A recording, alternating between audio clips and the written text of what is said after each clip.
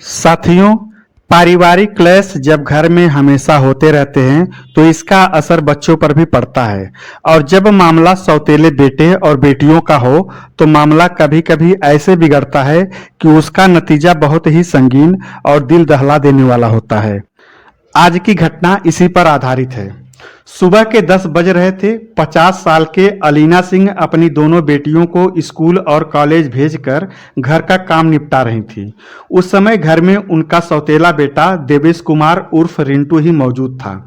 अचानक देवेश कुमार ने अलीना के चेहरे पर कपड़ा लपेट दिया और सिर पर हथौड़ा मार मारकर उन्हें जान से मार डाला।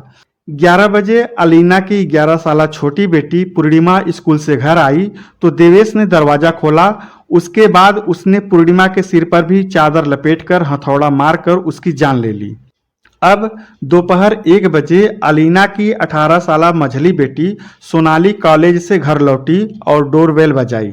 देवेश ने दरवाजा खोला और उसका भी वही हाल किया जो अलीना और पूर्णिमा का किया था। 15 दिसंबर को पटना के इंद्रपुरी मोहल्ले के 0 नंबर रोड पर एक के बाद एक 3 कत्ल करने के बाद देवेश कुमार अपने पिता गोपाल शरण सिंह के पास पहुंचा। दरअसल देवेश ने ही गोपाल को सुबह 8 बजे उनके दोस्त धर्मपाल महतो के घर भेज दिया था। देवेश ने गोपाल से कहा था कि दिल्ली चलना है, जल्दी तैयार हो जाइए। उसके बाद दोनों पटना जंक्शन पहुंचे। देवेश ने किसी तरह से पटना दिल्ली राजधानी एक्सप्रेस ट्रेन में टिकट का इंतजाम किया और दोनों दिल्ली की ओर चल पड़े। जब ट्रेन कानपुर के पास पहुंची तो देवेश ने अपने पिता से कहा कि उसने अपनी सौतेली मां समेत दोनों बहनों को मार डाला है। गोपाल को तो पहले बेटे की इस हैवानियत पर यकीन ही नहीं हुआ, लेकिन जब सारा मामला उन्हें समझ में आया तो वे जोर जोर से रोने लगे। देवेश ने अपने हाथों से उनका मुंह दबाकर कहा कि वे रोए नहीं वरना वह पकड़ा जाएगा। इसके बाद देवेश ट्रेन से नीचे उतर गया। ट्रेन जब दिल्ली पहुंची तो गोपाल अपने छोटे बेटे ओंकार सिंह उर्फ चिंटू के कालकाजी इलाके में बने घर पहुंचे और उसे सारा माजरा बताया। दिल्ली से ही गोपाल ने पटना में अपने पड़ोसी जोगिंदर को फोन करके कहा कि वह उनके घर जाकर देखे कि वहां कुछ गड़बड़ तो नहीं है, क्योंकि घर में कोई भी फोन नहीं उठा रहा है। जोगिंदर जब गोपाल के घर पहुंचा तो चारों तरफ सन्नाटा पसरा हुआ था। गेट खोलकर वह अंदर गया तो कमरे में पड़ी 3 लाशों को देखकर वह सन्न रह गया। हड़बड़ी में वह भागकर बाहर निकला और गोपाल को फोन करके सारा माजरा बताया। इसके बाद उसने मोहल्ले वालों से बात कर पाटलिपुत्र थाने में खबर दी। पटना के एसएसपी अमृतराज ने बताया कि हत्या करने का क्रूर तरीका बता देता है कि हत्यारा अलीना, सोनाली और पूर्णिमा से काफी नफरत करता था। हत्या को लूट का रंग देने के लिए उसने कमरे में रखे बक्सों को उलट पुलट कर रख दिया था। इस मर्डर केस की जड़ में जायदाद का झगड़ा ही था। रिटायर्ड क्लर्क गोपाल शरण सिंह का पटना के इंद्रपुरी मोहल्ले में 1.5 कट्ठा यानी तकरीबन 2000 वर्ग फुट जमीन पर मकान बना हुआ है, जिसकी कीमत तकरीबन 80 लाख रुपए है। इसके अलावा कटिहार के राजपूताना इलाके में 55 कट्ठा जमीन भी है, जिसकी कीमत भी करोड़ों रुपए की आंकी गई है। देवेश चाहता था कि पिता गोपाल शरण सिंह अपनी जायदाद का बंटवारा कर दे। पिता गोपाल बंटवारे को तो तैयार थे, पर अलीना इसके लिए तैयार नहीं थी। वे चाहती थी कि सोनाली और पूर्णिमा की शादी के बाद ही जायदाद का बंटवारा हो। अलीना ने जमीन और मकान के सारे कागज अपने कब्जे में कर रखे थे।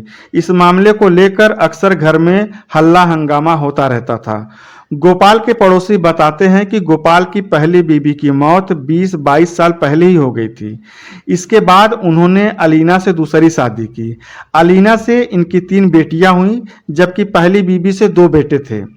अलीना जब ब्याह कर घर आई तो उसी समय से उन्होंने गोपाल के बेटों को परेशान करना शुरू कर दिया।